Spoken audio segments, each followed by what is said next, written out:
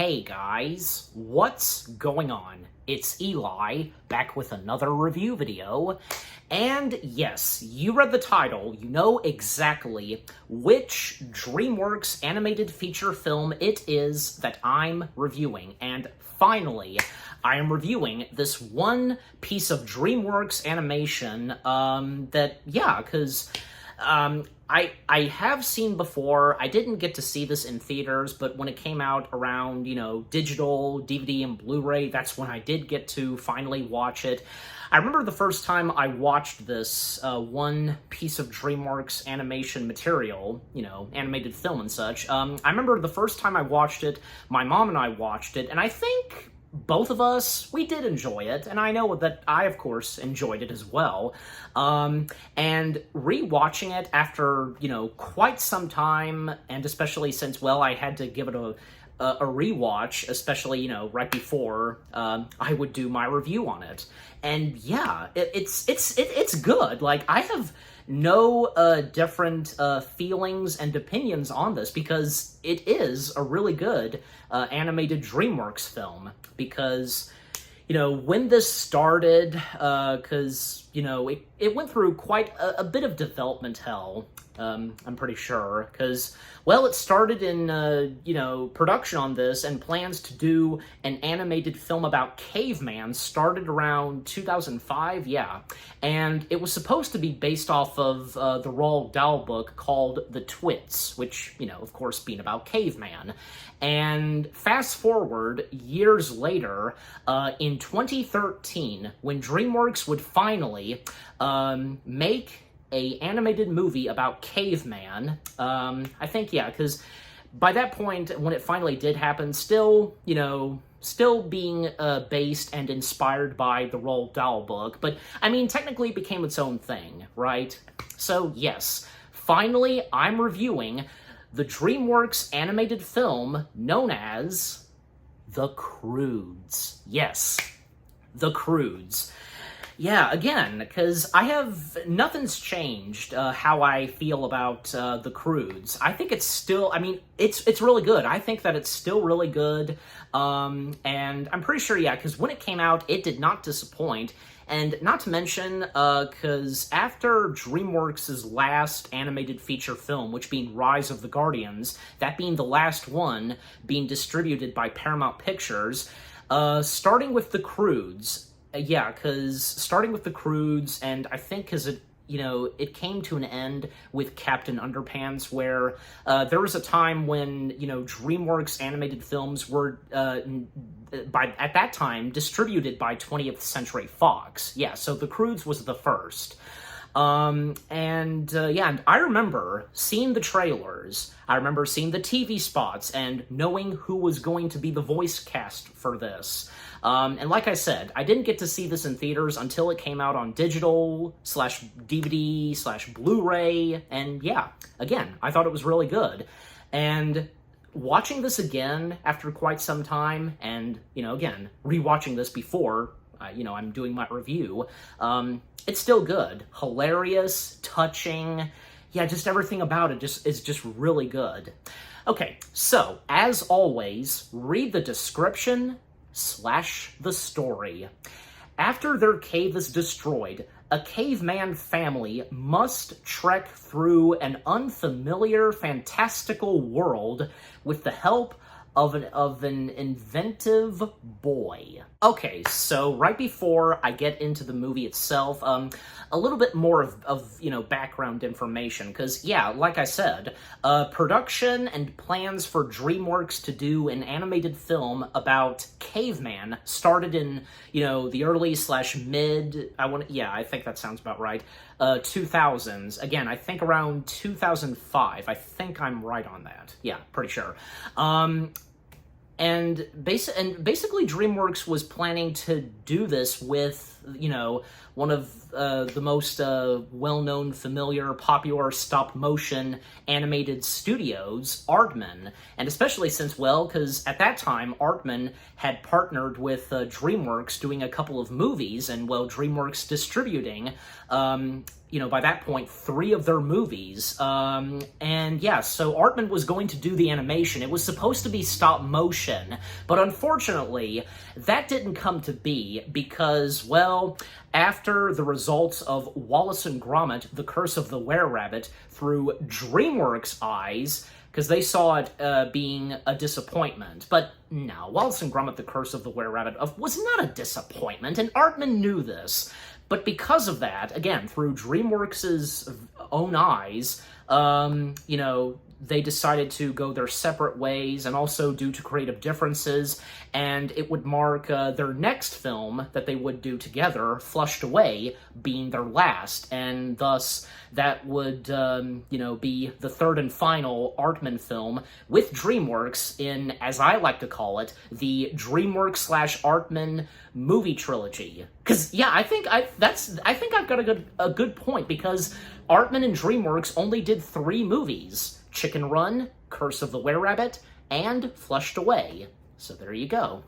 So again, because Aardman and DreamWorks went their separate ways, well, obviously that meant Aardman was not going to do the Caveman film with DreamWorks and not have the film be stop motion. Not to mention, John Cleese was attached as one of the writers for this planned Caveman film, because DreamWorks proceeded on doing their own Caveman film, and as we all know, Aardman would eventually do their own Caveman film years after DreamWorks would do their own, which being Early Man, I think, yeah, I got that title right. So, yeah, nice to see that both of them, each of them doing their own Caveman film, so... and I think, yeah, because at one point, John Cleese, he left the project at some point to do other projects, but he still got credited, so that's nice to see. Also, one of the other writers, new writers, I should say, that would step in to, make the movie as we all know it, Chris Sanders, because, well, fresh off of directing one of DreamWorks', last really good, successful animated films of theirs, How to Train Your Dragon. Yeah, so him stepping into this Caveman animated project, and he would be one of the writers, and thus, when it did finally happen, it had its story, and it had its voice cast, and its movie title. Yep, and in 2013, we would get the Croods. And like I said, because it was planned to be based off of the Roald Dahl book about Caveman called The Twits, but like I said, I think it's obvious that it became its own thing, and rightfully so. And the same goes for Aardman's, very own Caveman film that they did. So, yeah. Okay, and also, the Croods also reunited both Chris Sanders and Alan Silvestri, because they hadn't worked with each other on an animated film since Lilo and Stitch. So that was nice to see that, they reunited, and Alan Silvestri, he did the music and score for the Croods. And you know what? The music and score for the Croods was really good. So, anyways. Alright, so getting into the movie itself. There's not that... First off, I'd like to point out there's not that many voice cast members for the Croods. Like, the total is, 8. Yeah, 8. So, and we have, of course, the family, the Croods, them being the title of this movie. So, the titled characters, I should say. There's Grug, voiced by good old Nicolas Cage. Eep, voiced by Emma Stone. There's Uga, being voiced by Catherine Keener. And there's Gran, who is the mother of Uga, being voiced by the late legendary Cloris Leachman. I think I did get her last name right. And there's Thunk, being voiced by Clark Duke. And there's the little sister who acts like a rambunctious animal, Sandy being voiced by Randy Thorne. So yeah. So we have our family, the titled family, that's the best way to put at it, and basically, because, well, with a little bit of a caveman drawings, a little background, and with a bit of narration from Eep, basically describing her family and their lifestyle, and basically, you know, they're living and protecting each other in a cave and from any danger and harm. And from Grug's point of view, everything, just everything, like even if it was like, say, a flower, or even say like a tiny innocent animal, whatever, to him, it's bad. And yeah, you can tell right away. And, you know, I don't think it would take anybody that long to realize that Grug can sometimes be a handful, and him being that kind of dad. So, by the way, because, speaking of, you know, parents and such, I kept forgetting that, Ugga is Grug's wife, and, well, she's the mother to their children, Eep, Thunk, and Sandy. I completely forgot about that, but yeah, maybe I missed it a couple of times where, well, Eep and the others, they call her mom, so yeah. So again, because, you know, it's mostly Grug, it's definitely Grug that's keeping the family together, safe and sound from harm, and, you know, always remaining in a cave, but for Eep, like, she is not enjoying this, and you can tell a little further on as the movie proceeds. And also, like, one of the first sequences as well, they're trying to get breakfast, and just like them just going back and forth trying to get the egg. And by the way, the creatures and mammals that are in the Croods are very interesting, you know, creatures and mammals, I should say, because you could tell, because there's like one species that's like a whale type, one that's half bird, half piranha, and big cats, and one of the dangerous creatures that they come face to face at times is called a bear owl, part bear, part owl, and it's vicious, of course.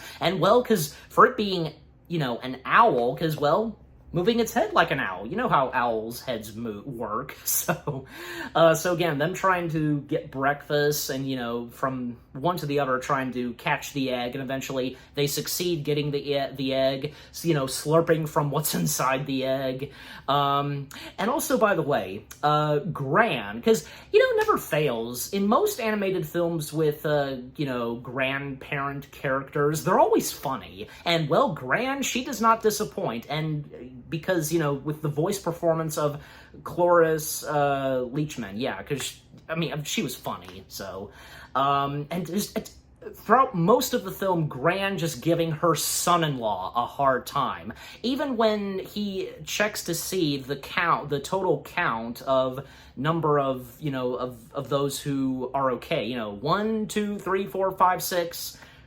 and 7, because he hopes that, you know, that would, like, he would not see his mother-in-law and that she could be dead, but no, she survives, and, you know, she's one tough cookie, basically. And again, Gran being, you know, the mother to Ugga, so, yeah. And for Eep, because one of the important things that happens in this movie is the sunlight, and, you know, reaching for the sunlight, reaching their hands up, especially Eep, you know, reaching for the sunlight, but then it goes away, you know, at times just her climbing up too high, and you know, Grug worried about his daughter, and, you know, just her misbehaving and so on. And also, like, one thing that was shown in the trailers, and which, yeah, coming up to now, because Grug telling the family a story, and basically most of the stories that he tells the family is basically directed and aimed at Eep. So, because one of the first stories that he tells is, well, a teddy bear named Crispy, which the teddy bear being Eep. Again, he's directing this story to his daughter, you know, Crispy, you know, leaving the cave and etc., and then at one point dying, and just the end. So, and yeah, so poor Eep, you know, just like, her lifestyle being forced upon by her father, And so to speed things up, because what happens next is, one evening, because after they all went to sleep, because even at one point, when Eep was still out of the cave, the bear owl showed up, and we do see later in that evening the bear owl was still trying to get in the cave, but then we do see at one point that the bear owl was getting distracted and being lured away from the cave, and Eep waking up to this, and she can see through a boulder that was blocking the entrance to their cave, seeing some bright light, and she thinks it could be the sunlight. And by the way, early on and before the sun went down, she did hear something way up top the cliffs, this horn blowing, and she wondered what it was. So that happened early on and right before the bear owl showed up and when they got into the cave. But yeah, so her following this light, again, she thinks it could be the sunlight, and up until when she discovers that, she doesn't know it at first, it's fire. She doesn't know what fire is. She thinks it's the sun, and then, she comes face to face with, this warthog face, and it turns out to be, a caveman just like her, human and so on. And thus we get our introduction of Guy, being voiced by the one and only Ryan Reynolds, who would, of course, as we all know, after the Croods, a few years later, would go on to be, the one and only Deadpool. So, and by the way, not long after doing the Croods, Ryan Reynolds would end up being in another DreamWorks animated feature film, which that being, and I'm sure, you all would know this, Turbo. Yeah, so him playing the main character, of course, in Turbo. And also, Guy's pet sloth, who acts like a belt, to his pants, which, yeah, being named Belt, and Belt being voiced by Chris Sanders. So yeah, it's nice to see, because Chris Sanders getting a voice in the Croods, and, especially because him, voicing creatures and such, because, he, him being the voice of his creation / baby, Experiment 626, aka Stitch. So yeah, there's a good example right there.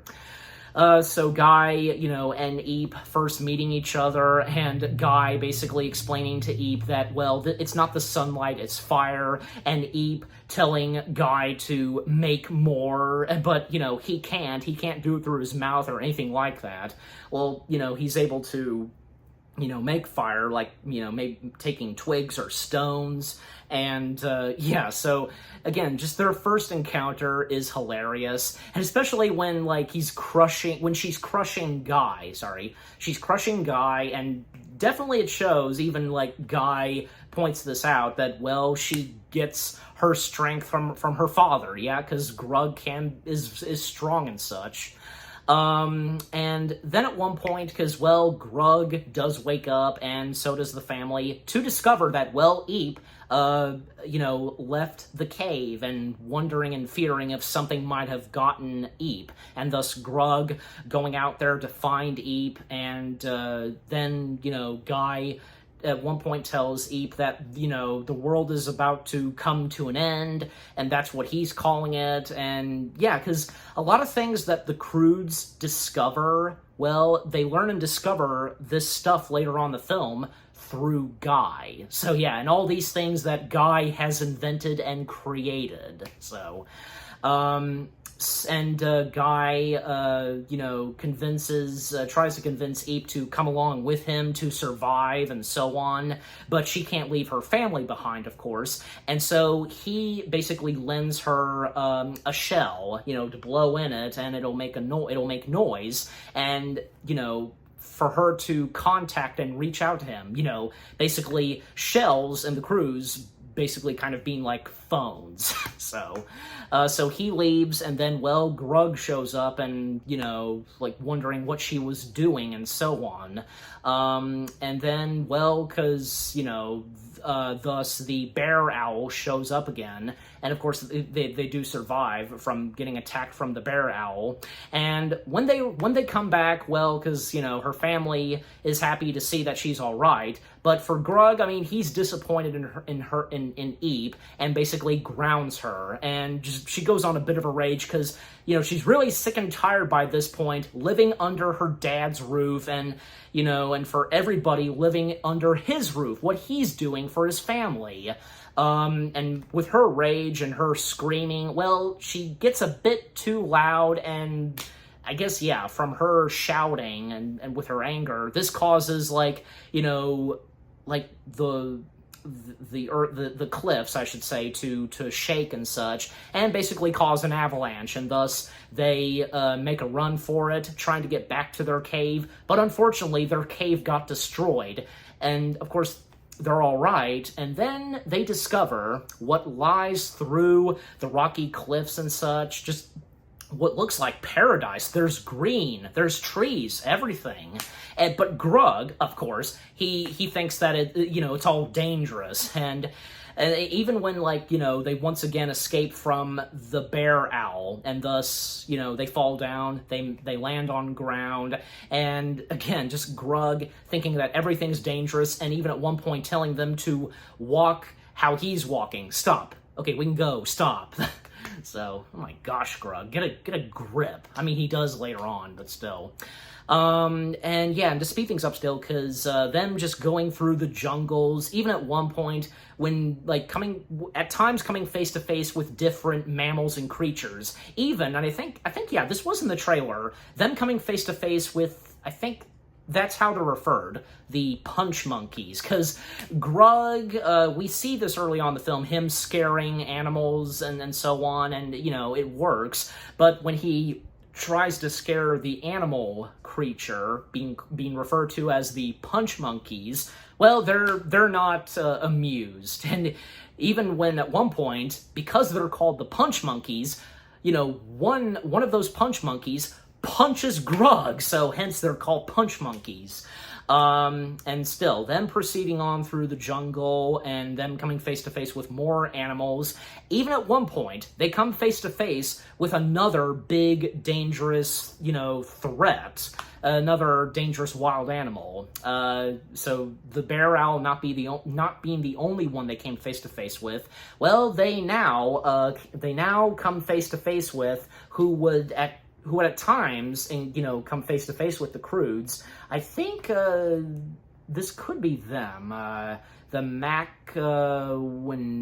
Whenever, if I'm saying that right, I don't know. But this, and basically, big cats, with long, sharp teeth. I guess it's the movie's version of, big saber-tooth / smilodons, I guess, This one that they come face to face with does get a name, although I don't seem to recall them naming the big cat, but he still has a name, which being Chunky. Yeah, so that's the big cat's name, Chunky. So them coming face to face with Chunky, and well, because Chunky was about to attack them, but them of course getting out of there and running away from Chunky, and then up until when, because they I guess, they see these red, colorful birds flying in the air in a group, and they seem okay and harmless, right? Well, not really, because then at one point we see this whale-like creature that I said that, who, can basically be a land creature with legs and feet,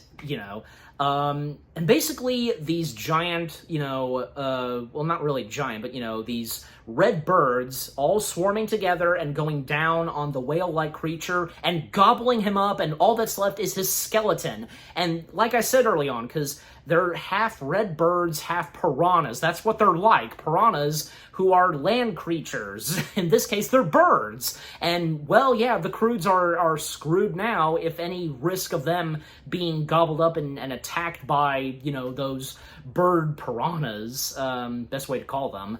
And, well, them trying to hide, under a cave. Even, they a little bit early on, because they think they got into a cave, but they basically went inside the mouth of the land whale creature. So yeah. At one point, Eep, well, she remembers to, sound off the shell that Guy lent her by blowing it. Well, Guy hears this, and he can see that they're in trouble, and thanks to Guy, he lights a bit of fire, and basically scaring off the birds, so they don't get eaten. And, yeah, the introduction between Guy and the rest of Eep's family doesn't go too well at first, because they act like caveman, trying to scare and attack him, and Eep basically telling Guy that, this is her family, and then just, they think it's sunlight as well, but Guy and along with Eep, they tell them that it's fire, and them thinking that the fire is alive, but it's not, and this one moment where they're just, playing with the fire, and it just they're just going back and forth, and just almost at one point they're on a branch or something, a tree, and just being launched like a rocket because of the fire. It's hilarious. And at one point they set off fireworks. It's like they created and invented fireworks. Yeah, so now we know that the Croods are responsible for the creation of fireworks. And what happened was, and I think from that tree, because they were at one point, wanting food and such, and well, they got food, because when I think, yeah, the tree branch they were on, because it launched like a rocket, and they were going back and forth, and when it finally went up into the sky, it made fireworks, and it basically made giant pieces of popcorn. I mean, yeah, I don't think I said this yet. I mean, fully, the funny moments, they're there, and they're sometimes just here and there. I think the Croods itself did a really good job with the funny moments, but especially, another thing that the Croods did really good on, of course, is the emotional moments, and it never fails in animated films. Not just the funny moments, but the emotional moments as well. And the Croods did not disappoint on that. So, the next day after what happened, because they, invented fireworks and they made giant pieces of popcorn, well, they're all right, because they survived, from the giant pieces of popcorn they made, and, well, from there on, because Guy joining the Croods family and, being enforced to help them out on their journey, but at times, yeah, a lot of times where Grug, he's not sure on Grug, because the Croods family at times turning towards Guy for help, and, he can be the answer to leading them to where they should be going. And especially Grug, uncomfortable, Guy and Eep being close to one another, the whole thing of daddy's little girl is in there, so. And basically, Guy recommends and suggests that they should probably make their destination to the mountains. It'll be a much safer place for them and where they should be going. And a little bit through this movie, because Guy being trapped in a log, and Grug at times carrying Guy in the log, and also Belt, because I didn't talk about Belt that much. Well, Belt, he doesn't disappoint. He is a funny sloth, and one of Belt's memorable moments, and one of his famous quotes, dun dun dun. So, and that being in the trailer, because I think from one or two trailers and TV spots, well, mostly the TV spots, just showing Belt going dun dun dun. So, yeah, and like I said, and speaking of that, dun dun dun, because Guy saying and telling Eep, as well as the rest of the Croods family, about the end of the world. But what happened a little early on, I think, yeah, because it was just the beginning, but it's not quite there yet. The whole end of the world thing that, Guy is telling them.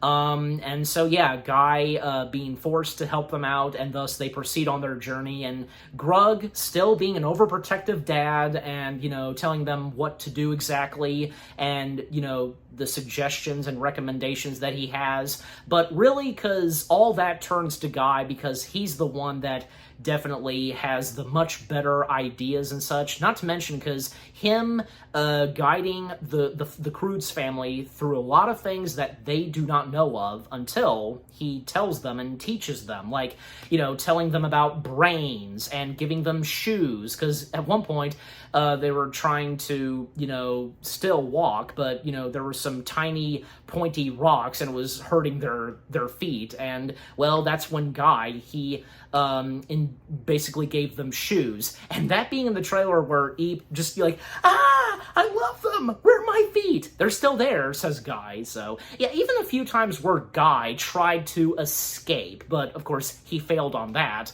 and even when, it came up to when they had to have shoes, so now they have their own shoes, and actually, because each of them, except for Eep and her mother, because they have the same pair of shoes, the others, they have different pairs of shoes. Like, Thunk, for example, his pair of shoes are alive fish. They're alive. So, that was funny. Don't eat my feet. I remember Thunk saying that. And yeah, so, and it was funny, because Uga and Eep, they had the same pair of shoes, like, oh, they're, whatever they say, like, girly talk and so on, but yeah.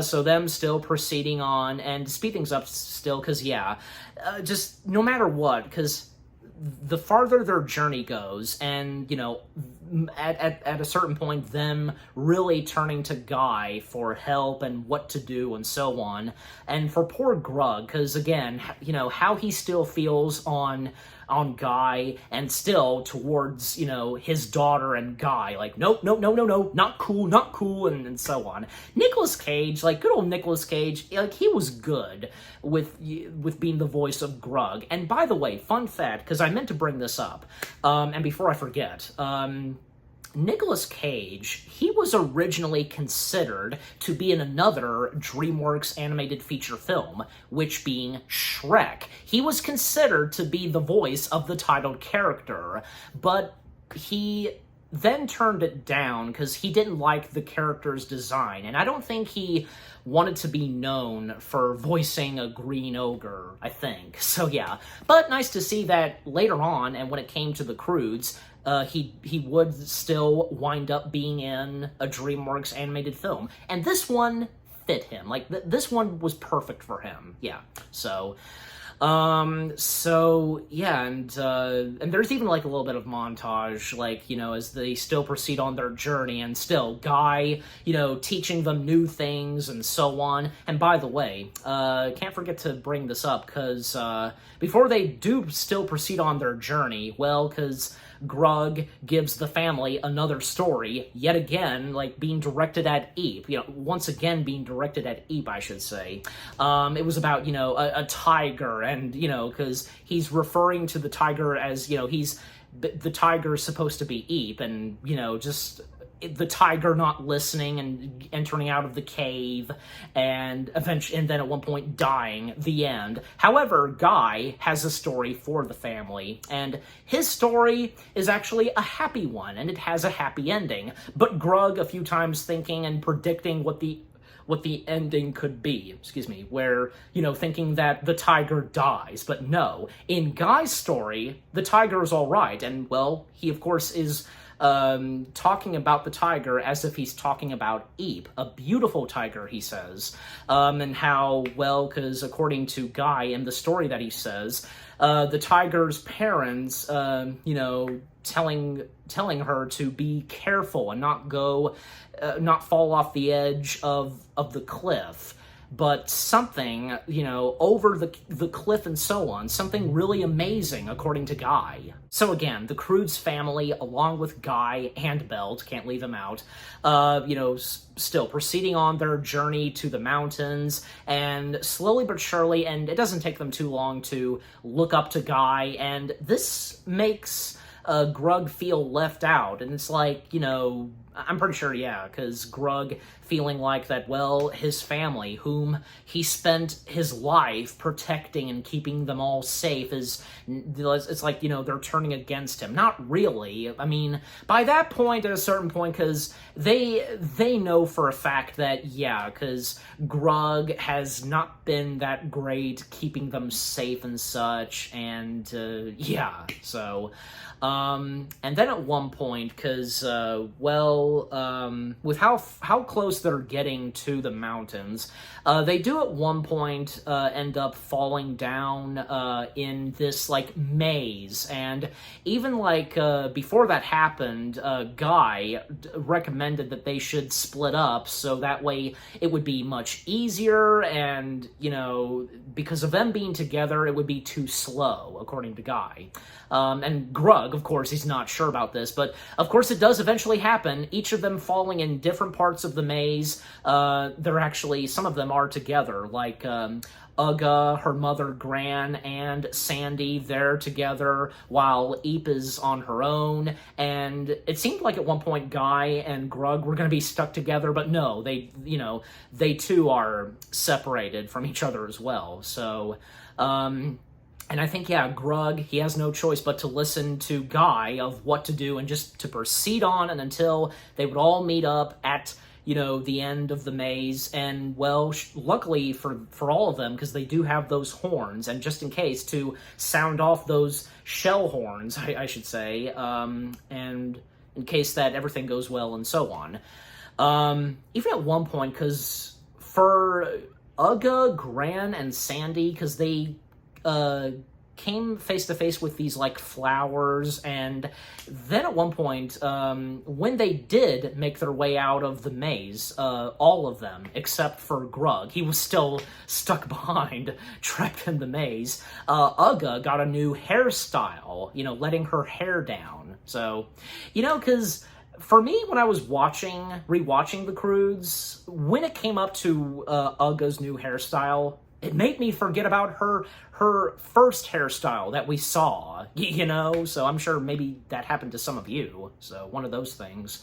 So again, Grug is still stuck there, and, well, that's when, at one point, Grug, he tries to compete against Guy, try to act like Guy to come up with ideas of his own, and when they do find Grug, because he did get out of the maze, and yeah, because what happens next is, when they come face to face and find Grug, well, because he's, like, wearing this, like, wig or whatever it is, like, trying to, trying for it to look like Guy's hairstyle, having his own belt, which being a snake, and wearing, like, cool shades or something. And that's the thing, because the ideas and inventions that Grug came up with are some that would actually happen. Like, one of them, as I just said, shades, and also taking a picture, because...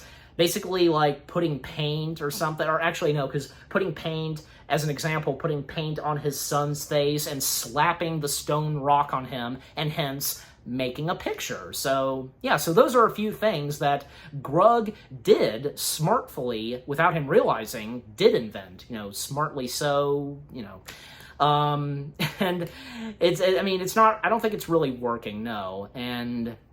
that's when at one point, because, with how far they've come and they rest for the evening, even, Grug, he doesn't want to, tag along with them to where they're going to be, sleeping and resting for the evening, and even trying to convince them to, come down and listen to a story he wants to tell, and him trying to, light up fires. Yeah, they're all, by that point, as I said, looking up to Guy and so on. And, at times, moments between Uga and Grug, and Uga, like, assuring and telling Grug, because how far they've come, and, thanks to Guy, so, yeah. But still, Grug, still not wanting to hear any of this, and him still being upset over, Guy, and with, again, what feels like his family not looking up to him, but this time looking up to Guy. Also, I didn't talk about Sandy that much. Yeah, let's come to Sandy for a moment, because, like I said, Sandy being the little sister, and I think, yeah, I did say this slash mention this. Her acting like a ranging wild animal, because even like, them using Sandy to help out, like, say when they got breakfast and coming face to face with those like tiny animals and so on. And yeah, like I said, Randy Thorne voicing Sandy. I don't know. In my opinion, like, I was thinking of, like, say, the Tasmanian Devil, because we know that the Tasmanian Devil from the Looney Tunes acts rambunctious and such, so I don't know. Maybe I'm sure that's a good comparison between Taz and Sandy, because them being both rambunctious, but still, them being, sweet and adorable and such, and also the animals, because at one point, some of the Croods family do bond with the animals, especially Thunk, because, well, he basically, at one point, gets a dog of his own, which being, he names his dog being Douglas. So yeah, he names the dog that he befriends and interacts with, naming the dog Douglas. So, and yeah, because those dog-like creatures, which I think they're called, yeah, because they're called the Crocopup. The Crocopup, yeah, because, well, they act like dogs in this movie. So yeah, even like whimpering and so on. And like I said, Thunk getting a pet of his own, at one point, until very later on towards the end of the movie, he finally does have his dog. And, still, Grug, worried about his family and thinking that, those animals like the Crocopups are, dangerous and so on. And yeah, at a certain point, because, the farther they've come and to, get to the mountains, and at one point, like, disaster strikes and Grug tells them to go for a cave. But by that point, the family is done with the whole thing of going into caves and such. By this point, they now officially look up to Guy, and, with them, getting the help from Guy, because he's the answer for them to survive, because most of the time, Grug had, barely, and the risks of, killing his family, and especially being established by Eep. All those ideas that he had done from surviving and such almost led them to being killed and so on. So, because, yeah, they now turn to Guy for, leadership and to them, for them to survive. Well, this sets Grug in a complete rage, him chasing after Guy, and up until, well, because to make matters worse, they get stuck in tar. And, well, even Grug, he's trying to get out of the tar and so on, but, Guy is telling Grug to knock it off because this is tar we're talking about, okay? And even, we find out, because we get more backstory of Guy, because a little bit of it was brought up early on in the film, but the more we get, by this point, where, Guy tells Grug that, well, at a young age, he lost his parents, and I think this probably had to do with tar. And, Guy telling Grug that, what his parents taught him, not to be afraid and so on. And by that point, Grug becomes a better caveman, basically. The best way to put it, because, well, he is a caveman. And things do quickly patch up between Grug and Guy. It doesn't take too long, especially in the situation that they're in, and the more backstory that Guy tells Grug about him. So, yeah. And so again, nice to see that things are good between them, and, well, because, they still got to get out of the tar. But that's when Guy has an idea, because, well, the big cat, Crunchy, yeah, I think I'm saying, I hope I'm still getting, yeah, no, not Crunchy, Chunky. Chunky is nearby, and, well, Chunky is the answer for them to get out of the tar, because something like this happened on earlier in the film where Ape and Guy, they went to go get food of their own and for the family, basically, by basically luring a creature into a trap and distracting the creature, pretend like it was a bird-like creature and pretending to be a female bird, distracting the bird because they're puppeteering it. But of course it doesn't go according to plan, and they kind of mess up at first, up until eventually, I think, yeah, they do succeed, catching and, cooking the bird. So for Guy and Grug being trapped in tar, well, in order for them to lure Chunky and, he can help them, basically, and also thanks to Belt, they create, a female, giant cat, just like Chunky, and puppeteering it, and tricking Chunky into thinking that the female giant cat is trapped in tar. And it doesn't work at first with what Guy is doing, but, well, Grug takes over from here, and basically showing desperate and, help, and so on. And thus Chunky comes to its aid, and, well, because trying to pull, the female tiger, well, also pulling out Guy and Grug out of the tar, which it works. Yeah, they successfully get out of there, and, they're almost about to be eaten by Chunky when Chunky realizes that, the lady giant cat is not real, but thanks to Belt, causing Chunky to run away, being scared. Yeah, so Belt, it's thanks to Belt for scaring Chunky off.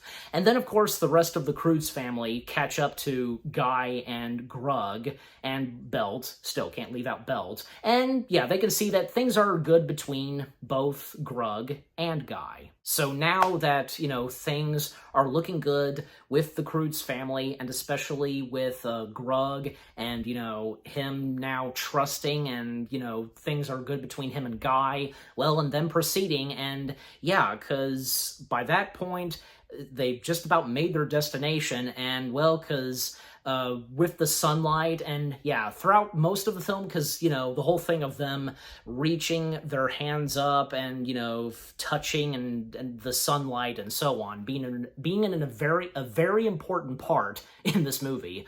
And, well, because more disaster strikes, big avalanches are happening, and by this point, well, because in order to get over there, because there's so much, clouds and of smoke and dirt, well, they can't really see, but with a bit of sunlight reaching, and, well, because Grug, he's doing it. Now, it's like a little switcheroo, because, well, Uga is telling the family to take cover and go into a cave, but not Grug, because this time, Grug is doing exactly like what his daughter is doing, as well as Guy. Now, this time, he's taking after, what, throughout the film, his daughter and Guy were doing.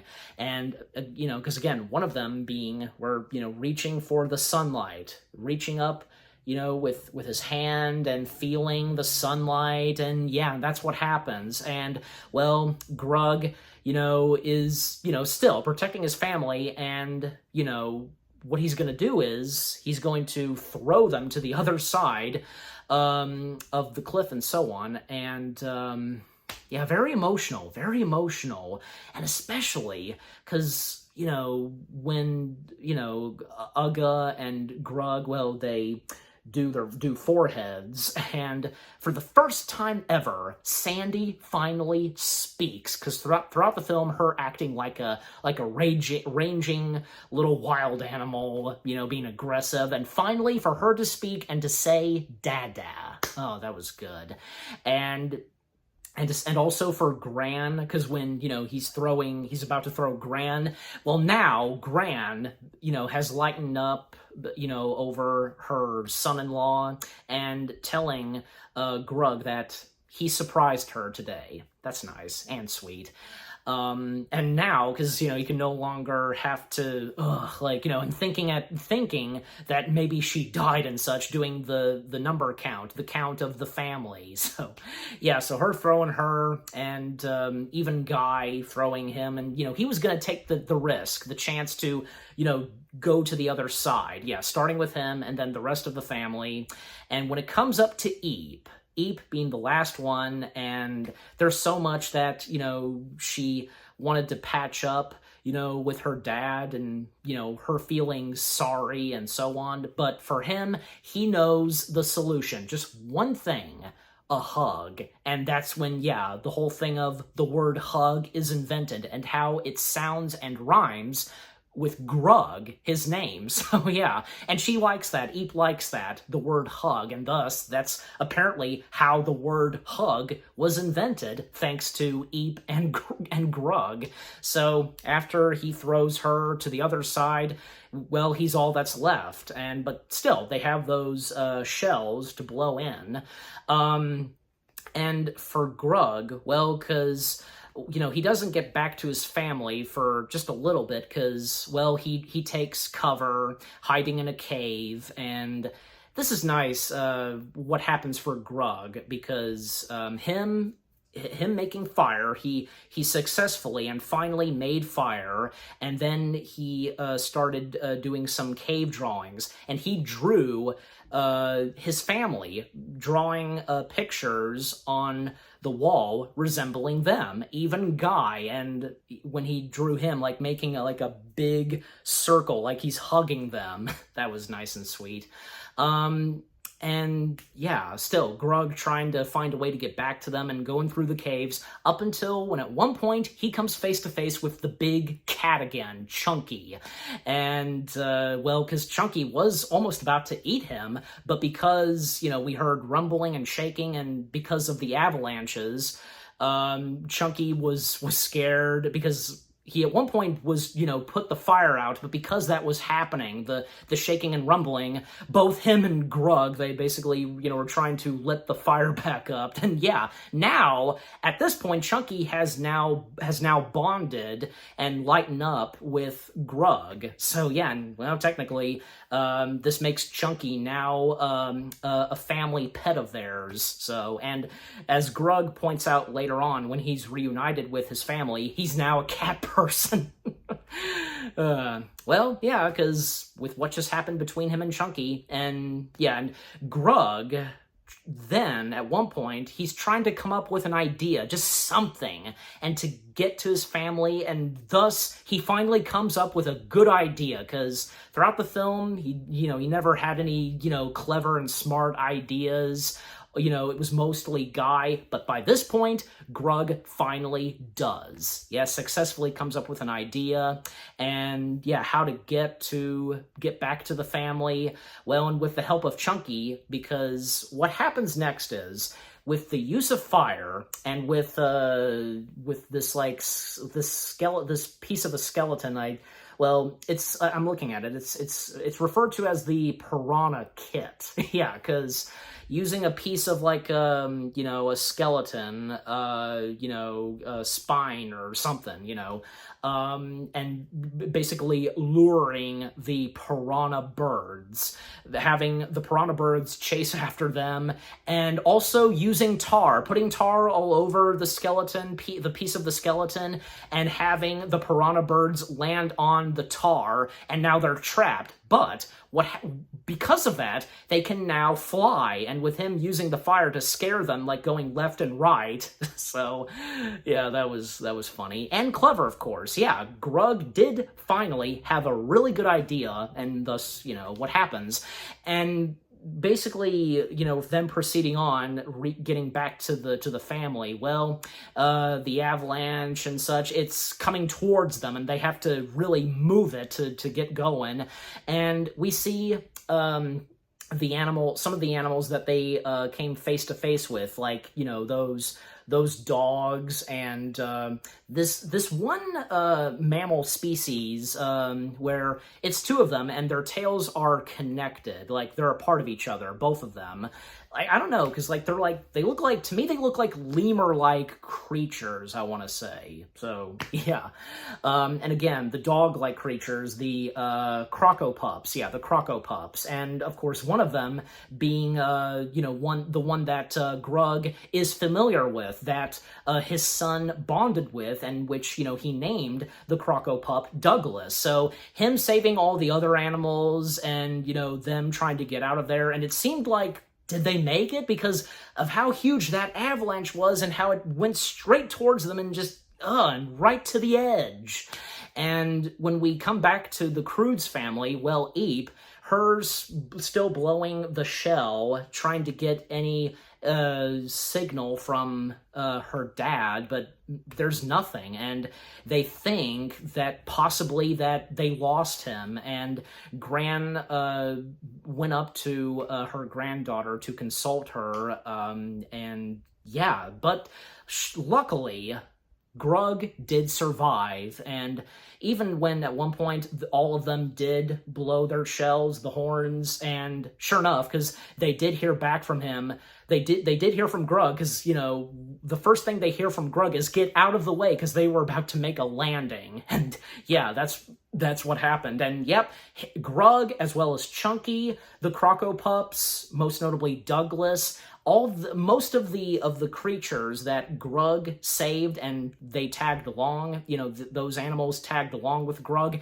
they thankfully, all of them, they survived. Okay, so to speed things up, the family is reunited fully, and in addition to new family members, those mammals that tagged along with Grug, Chunky, the two Crocopups, most notably Douglas, and Thunk is reunited with his dog, and yeah, because Grug's son now has a dog of his own, and, well, for Grug, and like I said early on, and as Grug says, he's now a cat person because of Chunky. And also Guy and Belt, again, can't leave out Belt, both of them now being a part of the family, and even when Grug does a head count, of the family members, and when coming up to Guy and Belt, like, when he then turns to Belt, like, 6 or 7.5, either one, which of the numbers he said. And then also counting the mammals that tagged along with him, and now they're house pets, animal family members, best way to put it. And also, yeah, because the two, like, lemur-like creatures with, their tails attached, because, yeah, them as well, and how, like, yeah, they quickly bond with Gran. That was funny. And the epilogue, because, well, we get one more bit of narration from Eep, and the family is happier than ever, and they got new wardrobe of clothes, and it's like in the sequel, because they went back to the wardrobe / clothing that they had throughout the first movie. I mean, I don't want to make a huge complaint about it, and neither should you guys, but yeah, because, they changed clothes right at the end of the first movie, but then they switched back to their old clothes. Well, I mean, again, not that I'm complaining, I'm just saying, I just thought I'd point that out because it's really obvious. So again, they're happy as ever, a much better, happy caveman family, and especially for Grug, a better family man, and a father, of course, yeah. And they have like a little race, because Uga, Grug, they race with Eep and Guy. Even they I guess they have a bear owl in the family, I assume. I mean, I don't think it's the exact same bear owl that throughout most of the film was chasing after them, again, throughout most of the film, that bear owl. And also, yeah, because they even, like, come up to this beach sighting. And then we get the words, "the end," and we then see Sandy and Belt pop up one last time, and both of them going, dun, dun, dun. And that was cute, even when they both cuddled each other, yeah. And the end credits were pretty good, because, you know, with most animated slash animation films, you know, being very creative with the end credits, and the Croods, in this case, caveman drawings, and I assume it's supposed to be, like, the aftermath on what the Croods family are doing from there on, I assume. And apparently, there's an end credits scene. Yeah, because apparently, there are these, three, tiny mouse-like elephants with trunks, and they play a little tune. I can't remember, but I'm pretty sure they did pop up somewhere in the movie, but especially they pop up, after the credits in this end credits scene. Again, they play this little tune, and after that, yeah, the movie ends. And yeah, that was a cute and funny way to end the movie right there. The Croods. Just what a great DreamWorks animated film this is. I'm glad to see that it did not disappoint, and it did very well. And for me, after quite some time and, you know, rewatching this, yeah, nothing's changed for me. I think it's really good, and I'm sure as though that the first time I watched it, I thought it was really good. And yeah, getting to rewatch it, and, you know, because I have done my review on it, yeah, it's good, and, you know, I don't have any different, you know, feelings and opinions on it, because, yeah, it's a really good DreamWorks animated film. The story was pretty good, the characters, the music and score, the animation, yeah, the animation was beautiful in this. Nice attention to detail, you know, the funny moments and the emotional moments, and also, very importantly, when it comes to, you know, the emotional and serious moments on family. That's what's important. And I think in most animated films that have that with families, like, they never disappoint. It's very important when it comes to family, the protection and love of your family, and in this case, an animated movie about cavemen, you know, a caveman family, and it was really good.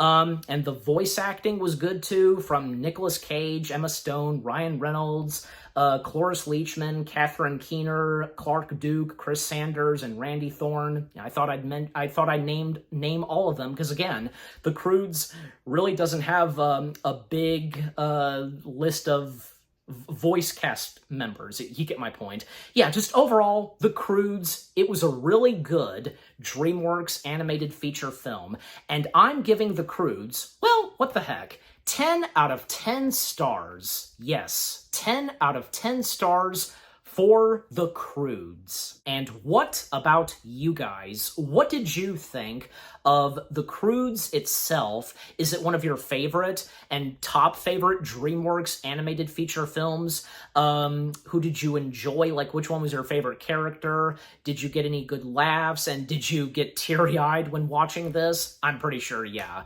I'm sure some of you did. And with the animation, like, yeah, did you think as well that the animation looked fantastic? And, you know, where the story was going? Yeah, just everything about The Croods itself. Yeah, what did you think of it? And with what I've had to say, and yeah, what did you think of my review? Leave comments and give this review video a like, as always.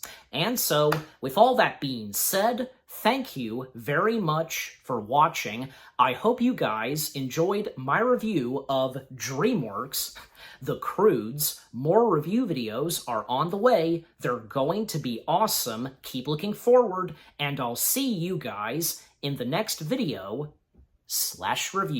Take care, and peace out. Dun, dun, dun!